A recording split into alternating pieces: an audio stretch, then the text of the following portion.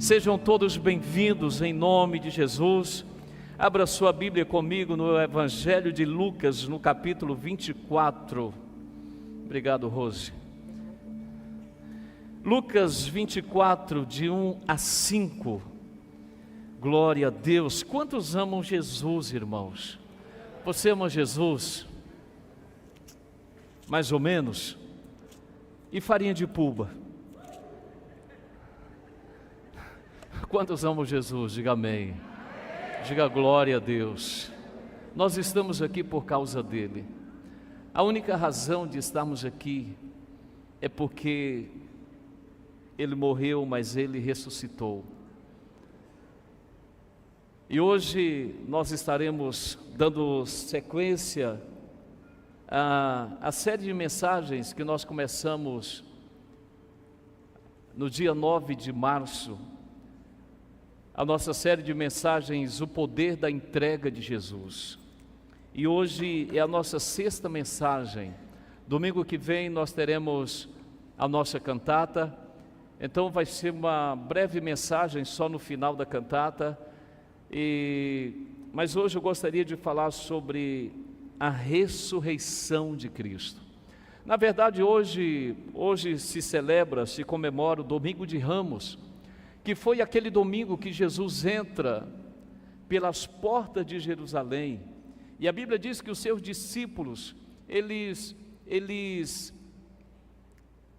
colocam ramos, estendem os seus ramos, os seus mantos, e colocam ramos ali para que Jesus entrasse em Jerusalém. Então, no domingo de Ramos, Jesus é recebido em Jerusalém com festa por alguns discípulos, embora ninguém percebesse, ninguém entendesse aquele movimento, mas o domingo de Ramos foi marcado pela entrada triunfal de Jesus Cristo em Jerusalém, declarando que Ele é o Rei, Ele é Senhor, Ele é o nosso refúgio, é a nossa fortaleza, é o nosso Senhor absoluto.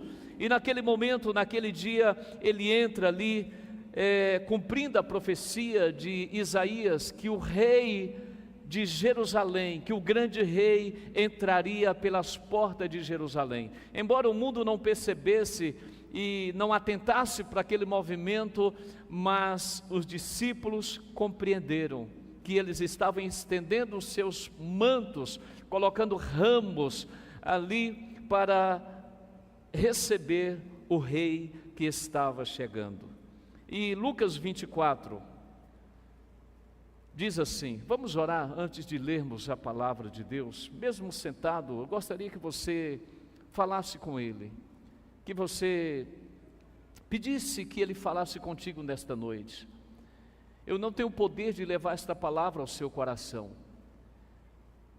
Eu tenho o poder, através do som, de levar esta palavra aos seus ouvidos, mas ao seu coração somente o Espírito Santo de Deus.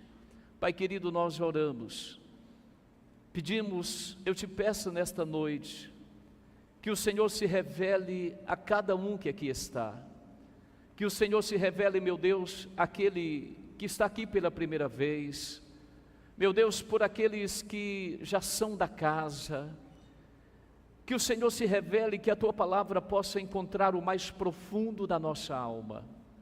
Nós oramos, amado Espírito Santo, que este lugar seja totalmente tomado pela Tua glória, pela Tua presença.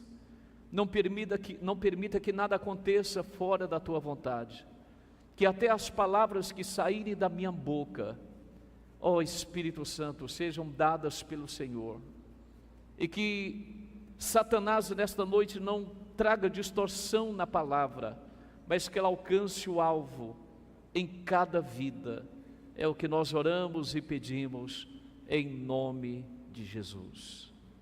Lucas 24, de 1 a 5 diz assim: mas no primeiro dia da semana, alta madrugada, foram elas ao túmulo, levando os aromas que haviam preparado, e encontraram a pedra removida do sepulcro, mas ao entrarem não acharam o corpo do Senhor Jesus. Aconteceu que, perplexas a esse respeito, apareceram-lhe 2 varões com vestes resplandecentes. Estando elas possuídas de temor, baixando os olhos para o chão, eles lhes falaram: por que buscais entre os mortos aquele que vive? Queridos irmãos, a tônica do Evangelho é a ressurreição de Cristo. Sem a ressurreição de Cristo, o Evangelho seria apenas um livro ou uma história de moralidade. O Evangelho seria apenas mais uma filosofia moral. E a cruz teria sido apenas o fim trágico de um grande líder. Mas o sepulcro vazio mudou tudo. A razão, a base da nossa fé é o sepulcro vazio. Eu já estive em Jerusalém algumas vezes, e todas as vezes que eu fui a Jerusalém, eu fui no túmulo vazio de Jesus. E lá tem uma placa escrito: Ele não está aqui, Ele está ressuscitado. Esta é a razão da nossa fé. Se você for em Paris, você vai encontrar o túmulo de Allan Kardec. Se você for em Singapura, você vai encontrar, se diz que o túmulo de Buda está em Singapura. Se você for na Índia, você vai encontrar o túmulo de Confúcio, e todos eles estarão dizendo, a lápide estará escrita: aqui jaz fulano de tal. Mas quando você vai em Jerusalém, quando você vai no jardim, naquele túmulo, você vê uma placa dizendo: Ele não está aqui, porque Ele ressuscitou. Queridos irmãos, Ele não apenas venceu a morte, mas Ele inaugurou um novo tempo. A cruz dividiu a história, a cruz trouxe esperança, a cruz trouxe reconciliação, a cruz trouxe transformação. E se estamos aqui nesta noite, é porque Ele não apenas morreu, mas Ele ressuscitou. Nós precisamos entender isso, que a razão da nossa fé, a nossa esperança, é saber que o nosso Jesus está vivo. Ele venceu a morte, Ele venceu os grilhões da morte, para trazer vida sobre cada um de nós. Quando a gente começa a ler alguns escritos da história, Napoleão, ele estava preso na ilha de Santa Helena, e tem uma frase de Napoleão que eu gosto muito. Ele escreve no seu diário: Napoleão Bonaparte ficou 6 anos prisioneiro na ilha de Santa Helena, e lá ele morreu. E ele, nos últimos anos da sua vida, ali exilado naquela ilha, ele escreve no seu diário o seguinte, abre aspas: com todos os meus exércitos e generais, por 1/4 de século, não consegui subjugar nenhum único continente. E esse Jesus, sem a força das armas, vence povos e culturas por 2000 anos. Os grandes e os pequenos da história humana, eles se rendem a Cristo, porque Cristo, Ele dividiu a história. Cristo dividiu a história com a morte da cruz e a ressurreição do túmulo. É interessante que foi talvez a pior época da história, talvez foi o pior momento para os discípulos. E eu me lembro que em Jeremias capítulo 1, versículo de 11 a 12, está dando um probleminha nas luzes, mas você está vendo meu vulto aqui, amém? Eu estou aqui. Ainda Jeremias 1, de 11 a 12, olha o que Jeremias diz: ainda veio a mim a palavra do Senhor dizendo: o que vês, Jeremias? E eu disse: vejo uma vara de amendoeira. E disse-me o Senhor: viste bem, porque eu velo sobre a minha palavra para a cumprir. Aí eu pergunto para você, por que Jesus ressuscitou? Porque havia uma palavra liberada, havia uma palavra nas Escrituras, que o nosso Messias ressuscitaria. Esse texto de Jeremias, Israel estava passando por um momento muito difícil na história. A Bíblia diz que o povo estava frio na religião, o rei estava corrompido pela idolatria, os profetas estavam deitados em seus pecados, e Deus então levanta Jeremias, no momento caótico da nação de Israel. Deus faz uma pergunta para Jeremias: Jeremias, o que vês? Jeremias disse: eu vejo uma vara de amendoeira. Por que Jeremias traz essa resposta para Deus? Porque em Israel, a amendoeira é a primeira árvore a denunciar uma nova estação. No final do inverno, quando todas as árvores estão murchas por causa do gelo, a amendoeira, ela começa a florescer, anunciando que a primavera está chegando. Deixa eu falar algo para você. Quando viram Jesus na cruz, zombavam. A Bíblia diz que os religiosos zombavam. As pessoas que passavam por aquela rua, diante daquele monte, zombavam, criticavam. Alguns chegavam a cuspir no rosto de Jesus, porque a cruz fala de vergonha. Antes de falar da ressurreição, vou falar um pouquinho da cruz. A cruz era o pior castigo que um criminoso, um malfeitor poderia enfrentar. Se você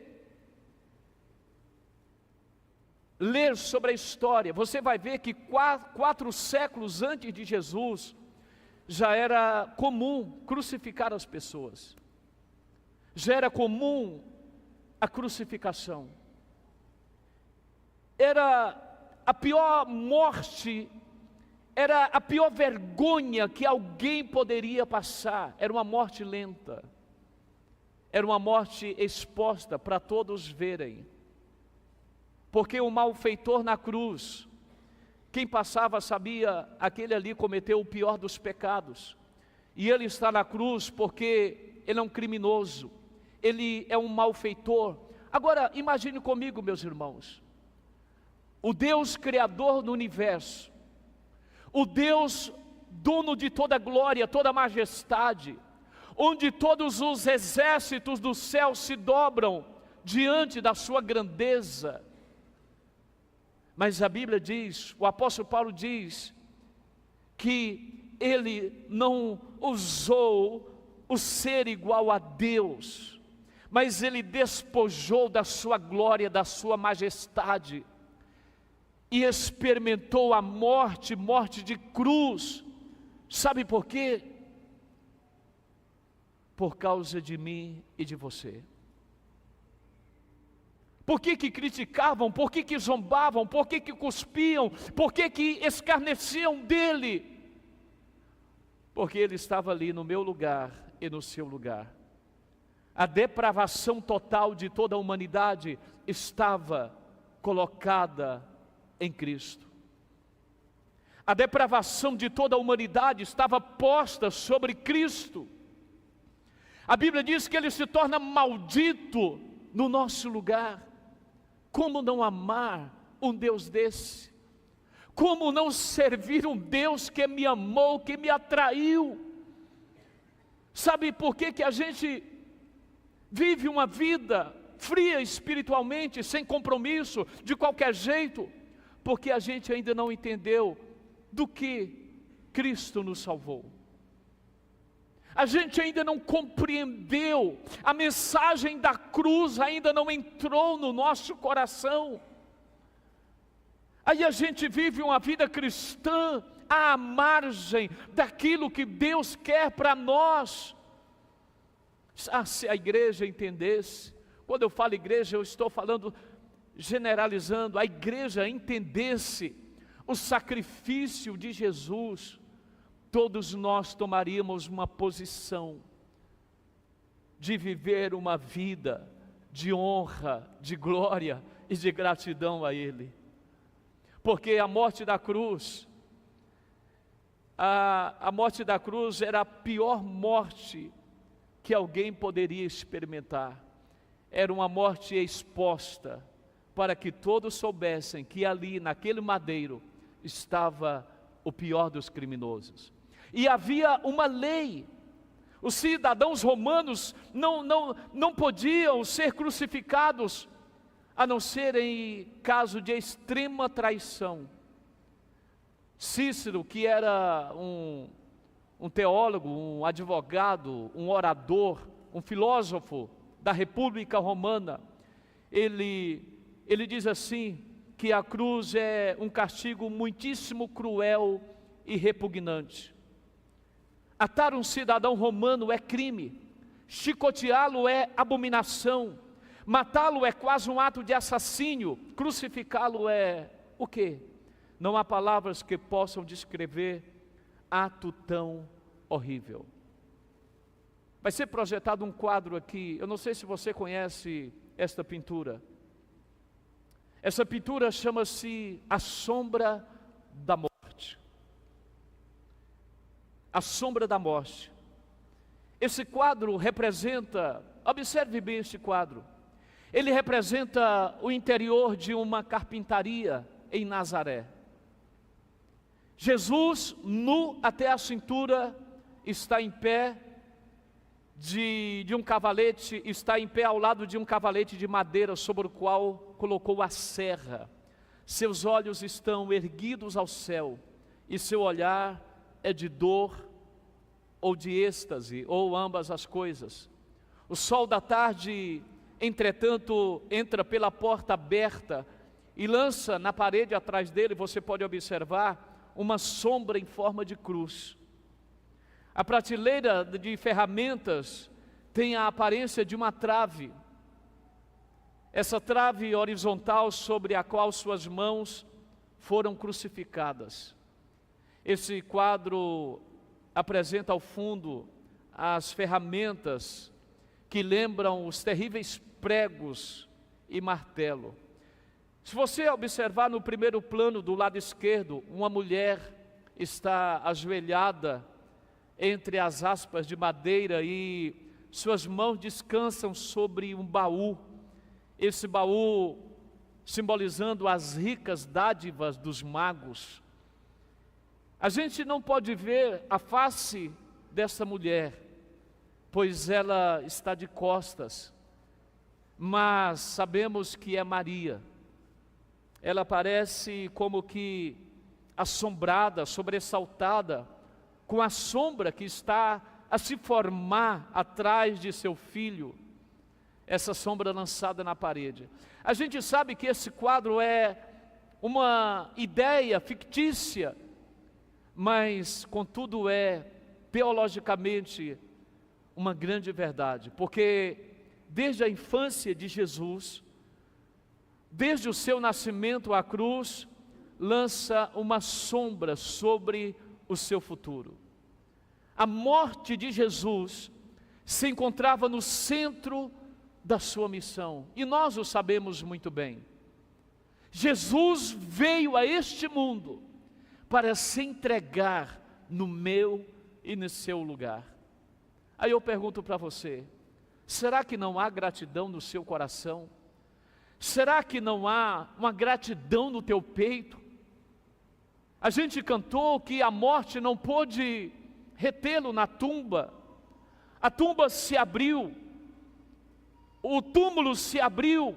Será que a gente não consegue entender e essa palavra não consegue entrar no nosso coração e brotar uma fagulha de gratidão por tudo aquilo que Ele fez por nós? Esse quadro foi pintado por William Hunt. entre os anos de 1870 a 1873, quando ele estava em Jerusalém, ele pinta este quadro. Agora a pergunta que eu volto a fazer: por que zombavam tanto de Jesus? Por que criticavam tanto? É porque eles não criam nas Escrituras. Eles não criam nas Escrituras. Eu estava retornando de Macapá domingo à noite, e eu fiz conexão em Brasília, e eu cheguei lá, estava no finalzinho do culto. Quando eu peguei no celular, Marilza estava fazendo a ceia, e tentei chegar aqui para o culto, mas não consegui. E o Felipe falou algo no final do culto. O bispo Felipe estava pregando e ele falou algo. E aquela frase que ele disse foi tremenda. Ele disse: talvez você esteja falando para si mesmo, eu não estou pronto para andar com Deus. E ele disse: se você não estiver pronto para andar com Deus, você tem que estar pronto para andar sem Deus. Por que a gente ainda reluta em se render a Cristo? É porque a gente não crê nas Escrituras. É porque a gente acha que Jesus não vai voltar. A gente acha que não haverá juízo. A gente vive uma vida de qualquer jeito. Uma vida de pecado, uma vida de mentira, uma vida de farsa, de máscaras. E a gente ainda não entendeu. Os próprios discípulos no caminho de Emaús, quando Jesus é sepultado, a Bíblia diz que eles vão caminhando e perguntando um para o outro, falando um com o outro. Nós pensávamos que ele haveria de redimir a Israel, mas já é o terceiro dia e nada. Os apóstolos foram pescar, a vida velha continuou, eles não criam, ou não receberam aquela palavra que Jesus iria ressuscitar, e voltaram às práticas antigas. E muitos de nós vivemos uma vida religiosa, uma vida de qualquer jeito, um namoro totalmente errado, mentindo para alcançar êxito no negócio, porque ainda não entendemos que há essa palavra de vitória que foi estabelecida sobre Cristo. Essa palavra de vitória está sobre a minha vida e sobre a sua vida.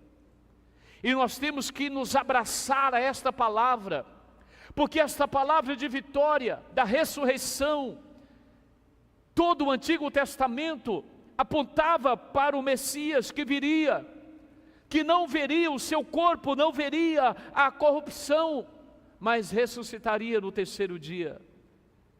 Sabe, meus irmãos, assim como Jeremias teve aquela visão da vara de amendoeira, é como se Jeremias olhasse e dissesse: Senhor, o negócio está feio, a crise está instalada, mas eu vejo uma vara de amendoeira, eu olho para a Tua palavra, eu olho para as Tuas promessas, eu creio que esse cenário vai mudar, eu creio que essa dor vai passar, eu creio que o milagre vai ser liberado sobre a minha vida.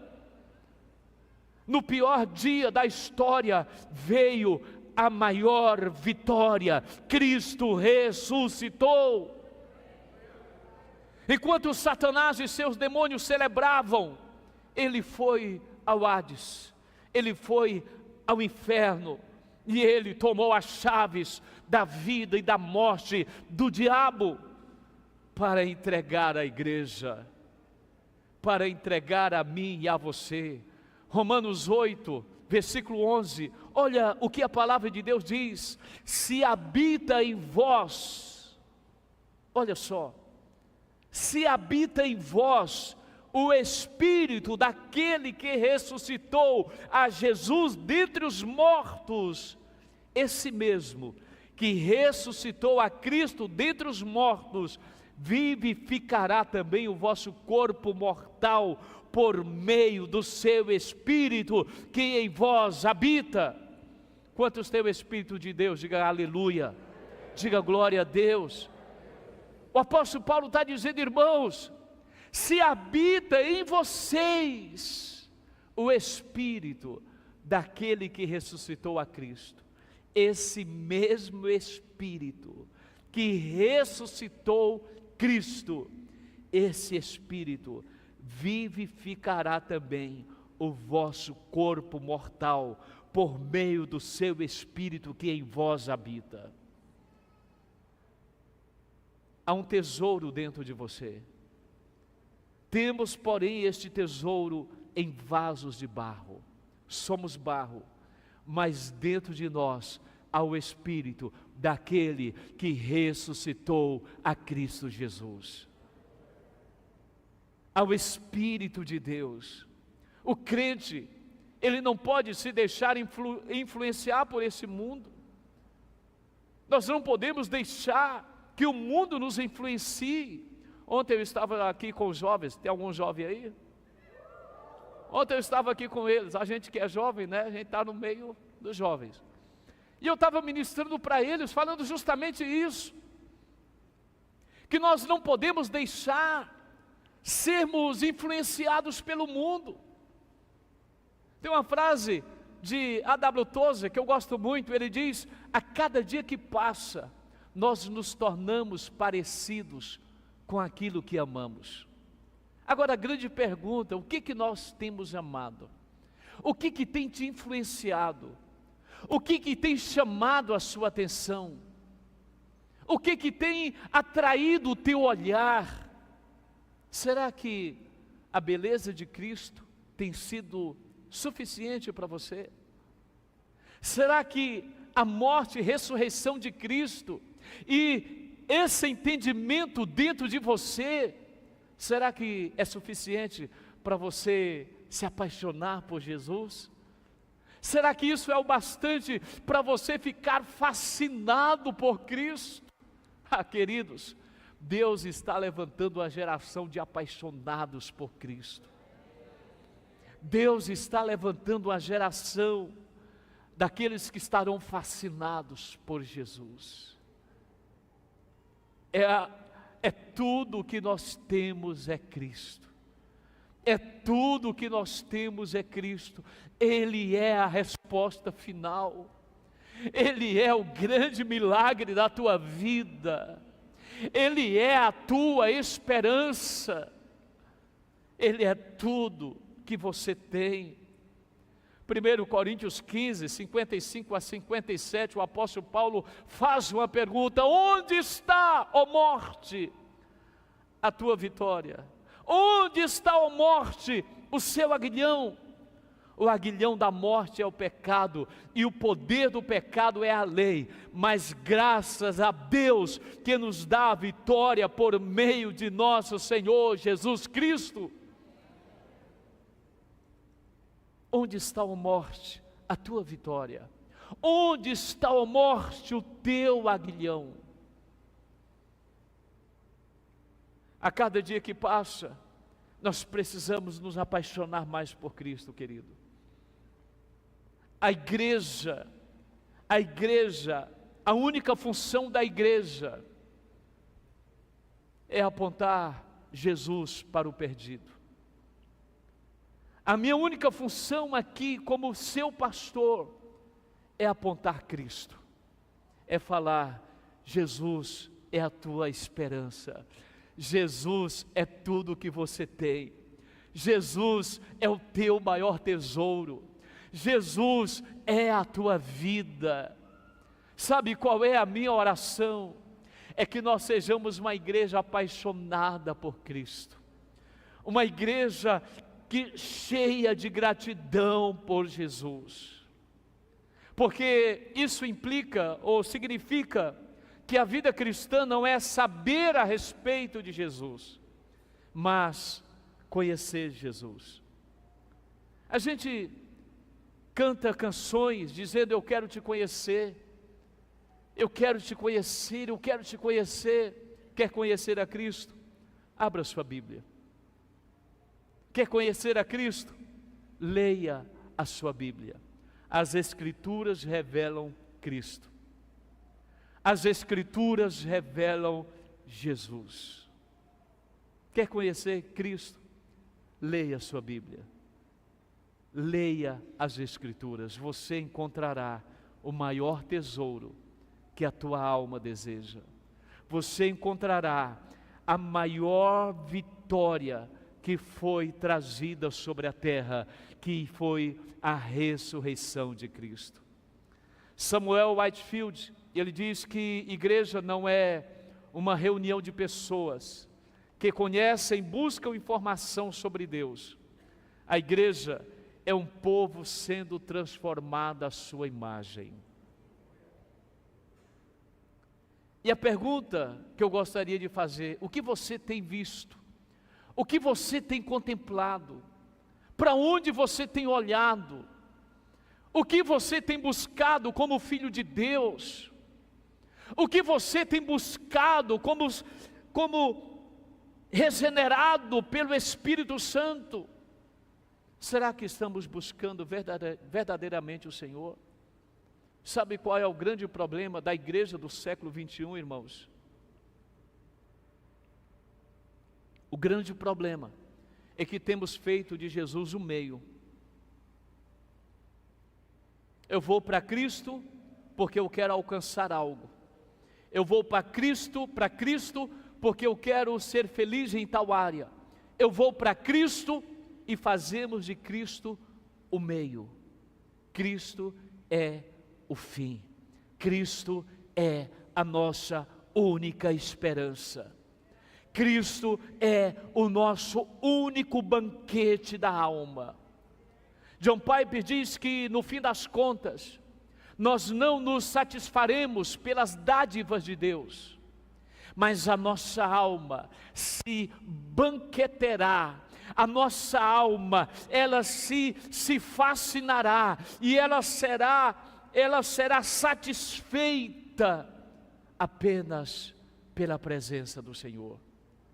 Porque no final das contas, a única coisa que vai satisfazer a nossa alma é a presença do Senhor. A única coisa que vai encontrar e trazer sentido e significado às nossas vidas é quando nos deleitarmos na presença dEle. A ressurreição de Cristo é a vitória de Deus sobre o maior inimigo da humanidade, a morte. Cristo é tudo que nós temos. Cristo é tudo que possuímos. Tira Jesus e nada ficará. Tira Jesus e tudo perderá o sentido. Sabe por que ainda essa geração não foi destruída? Por causa da igreja. Porque a igreja ainda carrega a mensagem de libertação. Tentaram barrar, tentaram destruir os discípulos, tentaram destruir a igreja, mas não conseguiram, porque havia uma palavra sobre a igreja. Há uma palavra de Deus sobre a tua vida, há uma palavra de Deus sobre a tua casa, há uma palavra de vitória sobre ti, e esta palavra está em Cristo Jesus. Sabe, irmãos, a única razão da nossa fé é saber que o nosso Deus, Ele não está preso a um túmulo, Ele não está preso a uma sepultura, Ele não está preso a uma cruz. A cruz foi apenas o meio, onde Deus colocou Deus para morrer no nosso lugar, como o pior dos malfeitores, e Ele carregou toda e qualquer maldição que havia sobre nós, para que pudéssemos chegar aqui hoje e falar: obrigado, Senhor. Para que pudéssemos chegar aqui hoje e falar: obrigado, Jesus. Sabe, irmão, nós estamos na última semana da Quaresma. É uma semana para a gente refletir. É uma semana para a gente olhar para dentro de nós mesmos. Não que seja a única semana, não. Mas é um tempo que nos rememora, que nos lembra a vitória da cruz. E a pergunta é: será que estamos vivendo segundo a vontade de Deus como cristãos? O que a ressurreição redundou na minha vida? O que a ressurreição trouxe para você?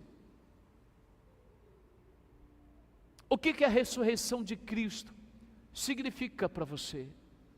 O que a ressurreição de Cristo mostra para você? Será que não é tempo da gente olhar para dentro de nós, para o nosso coração, e mergulhar mais naquilo que Deus quer que mergulhemos? Será que não é tempo da gente voltar para as Escrituras e entregar o nosso coração sem nenhuma reserva? Será que não é tempo da gente rebuscar nas páginas da Bíblia o sentido da nossa fé? O que a ressurreição mostra para você como membro da igreja de Deus? O que a ressurreição mostra? Por que ainda no pecado? Por que ainda no erro? Por que ainda correndo atrás de coisas? Por que ainda trocando a presença por um prato de lentilhas? Por que ainda trocando a presença por um relacionamento? Por que ainda trocando esse tesouro que é Cristo pelas migalhas que o mundo oferece? Fique de pé, em nome de Jesus.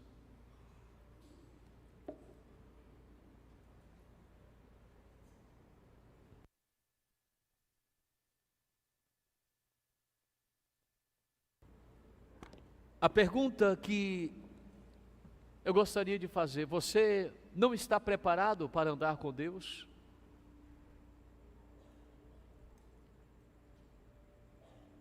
O que falta? Será que é o entendimento do que Cristo é, do que Cristo representa? Será que não falta o entendimento do que a obra da cruz representa? A cruz está vazia, o túmulo está vazio, mas o trono está ocupado. O trono está ocupado por aquele que reina. Os reinos dessa terra passarão, mas o reino dele é para sempre.